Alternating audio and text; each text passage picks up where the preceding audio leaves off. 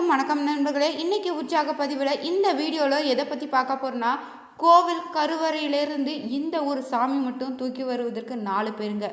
வெளியே இருந்து கோவிலுக்குள்ளே போகும்போது பார்த்திங்கன்னா தூக்க செல்ல 128 பேர் தேவைப்படுதான். இது போன்ற அற்புதம் நிறைந்த இந்த கோவிலில் சில சுவாரஸ்யமான மர்மங்கள் விலகாத இருக்குதுங்க. அது என்னென்னு தெரிஞ்சுக்கணுமா? இந்த வீடியோவை கடைசி வரைக்கும் பாருங்கள். இந்த வீடியோ உங்களுக்கு பயனுள்ள தகவல்கள் நிறைந்ததாக இருக்கும்.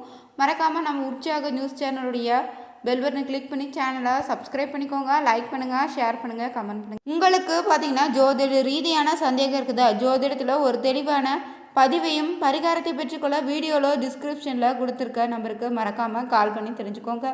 வாங்க வீடியோக்குள்ளே போகலாம். நாச்சியார் கோவிலில் பார்த்தீங்கன்னா இருக்கக்கூடிய கல் கருடரை உள்ளே இருந்து தூக்கி கொண்டு வந்தவங்க 4 பேராங்க. வெளியே இருந்து கோவிலுக்குள்ள 128 பேரும் தூக்கி வரும் அற்புத நிகழ்வு வருடம் இந்த கோவிலில் நடத்தப்படுதுங்க. இந்த கோவில் பார்த்திங்கன்னா உள்ள பெருமாள் ஸ்ரீனிவாச பெருமாள்னு சொல்லுவாங்க. அம்பாளை மகாலட்சுமி தாயார்னு சொல்லுவாங்க. இந்த கோவிலில் மிக சிறப்பாக கருதப்படுவது என்னன்னு பார்த்தீங்கன்னா கல்கருட சேவை தாங்க. இது பழங்காலம் முதல் தோற்றுவிக்கப்படக்கூடிய சிறப்புகளில் ஒன்றாக நாம் பார்க்கலாம். இந்த கோவிலுடைய தல வரலாறு ஒரு சுவாரஸ்யமான கதை போல் நாம் சொல்ல போகிறோம். இந்த கோவிலில் பார்த்திங்கன்னா செங்கண்ணன் என்ன அரசனால் கட்டப்பட்டிருக்குது. இந்த அரசர் பார்த்திங்கன்னா சோழர் கால அரசராக இருந்திருக்காரு. இவர் இந்த திருக்கோவிலை 75 கிலோமீட்டர் உயரத்தில் தொடும் வகையில் கட்டமைச்சிருக்காரு. இந்த திருத்தலத்தில் பார்த்திங்கன்னா மிகவும் பிரசித்தி பெற்றதாங்க கல்கருட சேவைங்க. இந்த சேவையானது மார்கழி மற்றும் பங்குனிகளால் மிகவும் சிறப்பாக கொண்டாடப்படுது. கல்கருடர் பார்த்திங்கன்னா மொத்தமாகவே 4 டன் எடையுடன் இருக்குவார். 4 டன் எடையுள்ள கருடரை வருடம் தூக்கி சிறப்பிப்பது இந்த விழாவாக அமைஞ்சிருக்குதுங்க. இந்த கருடர் பார்த்திங்கன்னா சிலையை சன்னதியில் இருந்து தூக்கி வரும்போது 4 பேர் தூக்குவாங்க. விட்டு வெளியில் வரும்போது மட்டும் சுமார் 128 பேர் தூக்குவாங்களாங்க. பின் சன்னதிக்கு மீண்டும் செல்லும்போது அதே 4 பேர் தூக்கும் நிலையில் இருக்கமாக இந்த கல்கருடருமே. கல்கருட சேவையின் போது பார்த்திங்கன்னா ஒரு அற்புதம் நடைபெறுதாங்க. அதாவது நீங்கள் பார்த்தீங்கன்னா கருடனுடைய கணம், அதாவது எடை அதிகமாகி கொண்டே போவது தான் இதனுடைய அற்புதம்னே சொல்லலாம். சன்னதியிலிருந்து வெளியே வரும்போது கருடனை 4 பேரால் இழப்பண்ண முடியுமா? அதுவே பிரகாரத்தை சுற்றி வரும்போது பார்த்திங்கன்னா 8 பேர் வேண்டுங்க. அடுத்து 16 பேருன்னு, பின்னர் வெளியே வரும்போது பார்த்திங்கன்னா 32 பேருன்னு, வெளியே வந்தவுடன் பார்த்திங்கன்னா 64 பேருன்னு 4 மடங்களை அதிகமாகி கொண்டே போகுதாங்க. இந்த அதிசயம் இந்த கோவிலில் மட்டும்தாங்க நீங்கள் தரிசிக்க முடியும். அதே போல் பார்த்திங்கன்னா பெருமாள் திரும்பி வரும்போது அதே விகிதத்தில் எடை குறைந்து கொண்டே வருதாங்க. இவ்வாறு ஏன் நடைபெறுதுன்னு ஒரு விளக்கமாகவும் சொல்லியிருக்காங்க. பெருமாள் பார்த்திங்கன்னா மேதாவி முனிவருக்கு கொடுத்த வரம் தாங்க. தாயார் அன்னை வாகனத்தில் எழுந்தருளுவா. அன்னமோ நாளின பறவையாக இருக்குது. பெருமாளோ பார்த்திங்கன்னா கருடனுடைய எழுந்தருள்வார். கருடன் பார்த்திங்கன்னா பலம் மிகுந்த அதே சமயம் வேகமாக செல்லக்கூடிய பறவை தாங்க. எனவே கருடன் அன்னத்தின் பின்னே செல்ல வேண்டுமல்லவா?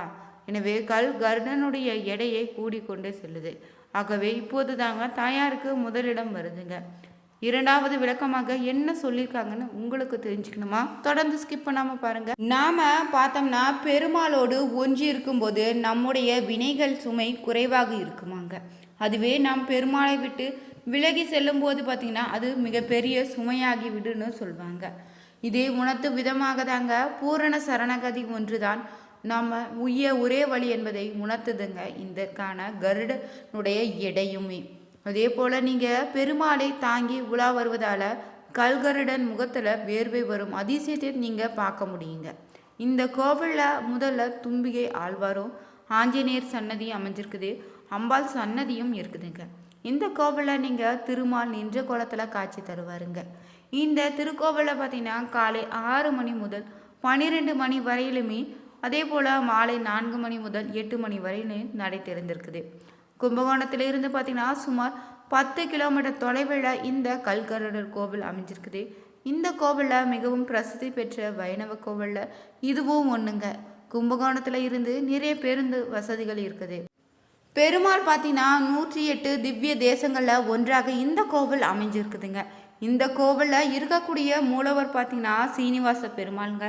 தாயார் வந்து வஞ்சுல வள்ளியுடன் திருமண கோலத்தில் காட்சியளிப்பா. அதனால் இந்த கோவிலில் தாயாருக்குன்னு தனி சன்னதி கிடையாதுங்க. இருந்தாலுமே இந்த கோவிலில் பார்த்தீங்கன்னா அபிஷேக ஆராதனைகள் என அனைத்திலுமே தாயாருக்கு முதலிடம் அளிக்கிறாங்க. இந்த தலமும் தாயாருடைய பெயரிலே தாங்க நாச்சியார் கோவில்னு அழைக்கப்படுதுங்க. மகாலட்சுமி தாயாரே தனக்கு மகளாகவுமே மகாவிஷ்ணு தனக்கு மருமகனாகவும் வரவேண்டுன்னு மேதாவி மகரிஷி தவம் செய்ததன் பயனாக தாங்க இங்கு தாயான திருமணம் செய்த கோலத்திலேயே பெருமாள் காட்சி தராரு. பொதுவாக நீங்கள் கருட சிலைகள் உலோகத்தாலோ இல்லைன்னா சுதை வடிவமாக தான் நீங்கள் பார்த்துருப்பீங்க. ஆனால் இந்த கோவிலில் ஒரே கல்லாலான கருட தனி சன்னதியில் அருள் பாலிக்கிறாரு. இந்த கருடன் பார்த்தீங்கன்னா நவ நாகங்களுடன் அருள் பாலிப்பார். இவர் மிகப்பெரிய வரப்பிரசாதி என வீற்றிருப்பது அருளும். சன்னதி 10 சதுர அடிங்க. இவர் வழிபடும் தெய்வமாக இருக்கக்கூடிய நேரத்தை தவிர வாகன புறப்பாட்டுக்கு புறப்படும் நேரத்தில் இவரது திருப்பாதங்களை 4 பேர் தாங்குவாங்க. இவர் வெளியே வந்ததும் மூளைக்கு ஒருவராக மேலும் 4 சேர்ந்து தூக்குவாங்களாம். இது 32 எனவும் 64ன்னு ஆட்கள் சுமந்து கொண்டு படிகளில் இறங்குவாங்க. இது இறுதியில் பார்த்தீங்கன்னா 108 பேர் இந்த கருடரை சுமந்து செல்வாங்க. கருடரை வெளியே வரும்போது எப்படி எடை படிப்படியாக அதிகரிக்குதோ அதே போல் பார்த்தீங்கன்னா சன்னதிக்குள்ள திரும்பும்போது கருடனுடைய எடை படிப்படியாக குறையும் அதிசயம் நடைபெறுதுங்க. கருடன் சன்னதிக்கு திரும்பும்போது அவரினுடைய எடை குறைவதற்கு ஏற்ப சுமந்து செல்பவருடைய எண்ணிக்கையும் 128, 64, 32, 16, 8 என குறைக்கப்படுதுங்க. இறுதியாக சன்னதிக்குள்ள செல்லும்போது கருடனை 4 பேர் மட்டும் சுமந்து செல்வாங்களா. இந்த அதிசய நிகழ்வு நாச்சியார் கோவிலுக்கு உரிய தனிச்சிறப்புனே சொல்லலாங்க. அலங்கார மண்டபத்தில் பெருமாள் வந்து தனக்காக காத்திருக்கிறான்னு நினைவில் கருடன் வேகமாக எழுந்தருள்வார். அவசர கதியில் எழுந்தருள்வதால் உடல் முழுவதும் பார்த்தீங்கன்னா முத்து முத்தாய் வேர்க்கும் விசிறி வீசி வியர்வை நீக்கியதுடன் அலங்காரம் செய்துதாங்க புறப்படுவது. இந்த கருடன் மீது பார்த்தீங்கன்னா பெருமாள் திருவீதி கண்டருள்வதை நாச்சியார் கோவில் கருட சேவை பெரிய திருவடி தரிசனம்னு சொல்லுவாங்க. இவருக்கு அமுத கலசன்னு மோதகம் கொழுக்கட்டை நெய்வேத்தியமாக படைக்கப்படுதுங்க. இவரை மோதகர்னு அழைக்கிறாங்க. மார்கழி முக்கோடி தேப்ப திருவிழான்னு பங்குனி பிரம்மோற்சவத்தில் கருட சேவை ஆண்டில் பார்த்தீங்கன்னா 2 முறை புறப்பட்டு கருட பகவான் அருள் பாலிப்பார். நாச்சியார் கோவிலில் கருட சேவையை தரிசிப்பதால் வாழ்வில் மகிழ்ச்சியும் திருமண தடை அகழுவதாக சொல்லப்படுது. பணவரவும் குறைவில்லாத செல்வமும் கிடைக்குங்க. ரிஷிகளில் ஒருவராக இருக்கக்கூடிய பரத்வாச முனிவர் பார்த்தீங்கன்னா நர்மதை நதிகரையில் ஆசிரமம் அமைத்து தவம் இருந்திருக்காரு. ஒரு நாள் அவர் நதியில் நீராட சென்ற சமயந்தாங்க அழகிய தேவமாது ஒருத்தி தன் தோழிகளோடு நதியில் நீராடி கொண்டு இருந்திருக்கா. அவளுடைய அழகினை கண்ட பரவச மோகம் கொண்டிருக்காரு. அவர் தன் நிலையுமே மறந்து தேவமாதை கண்டி அணைத்திருக்காரு. அவருடைய மோகம் தணிந்ததும் தேவமாதை விட்டு சென்றிருக்கா. தேவமாது ஒரு ஆண் குழந்தையை ஈற்றிருக்கா. அக்குழந்தை தாங்க நதிக்கரையிலேயே விட்டு தேவலோகம் சென்றாளாம். பெற்றோர் கைவிடப்பட்ட அந்த குழந்தை தாங்க அங்காரகன். அவனை பூமாதேவி தான் குழந்தை போல வளர்த்து வந்திருக்கா. குழந்தை பெரியவனானதுமே தன்னுடைய தந்தையை குறித்து கேட்டா. பூமாதேவி குழந்தையிடம் விவரத்தை சொன்னதுடன் அவனை பரத்வாச முனிவருடன் அழைத்து சென்று ஒப்படைத்திருக்கா. செவ்வாய் கிரகத்திற்கு தனி ஆலயம் இல்லைங்க. செவ்வாய் கிரகங்களுக்கு தளபதியாக இருப்பவர் போர் செய்யும் கிரகம்னு எடுத்துக்கொள்ளலாங்க. பூமி புதல்வனாகிய வீடியும் நிலம் போன்ற சொத்துக்களும் உகந்தவனாகிறான். செவ்வாய் பார்த்தீங்கன்னா சில சமயம் சிலருக்கு திருமண தடையை உண்டாக்குதுங்க.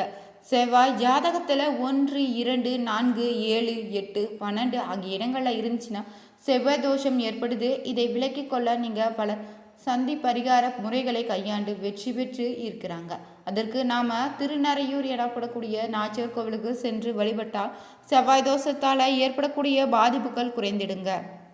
48 நாட்கள் தொடர்ந்து இந்த பெருமாளை சுற்றி வந்து வழிபட்டிங்கன்னா சகல தோஷங்களும் நீங்கிடும்.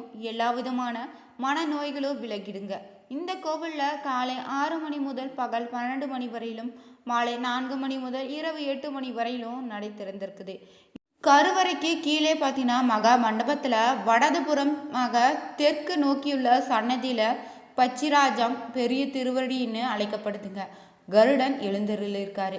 கருடன் சால கிராமம் அதாவது கருங்கல் திருமேனுடன் இருப்பதால் பெருமாளுக்கு பூஜை ஆனது, இவருக்கு 6 கால வழிபாடும் நடைபெறுதுங்க.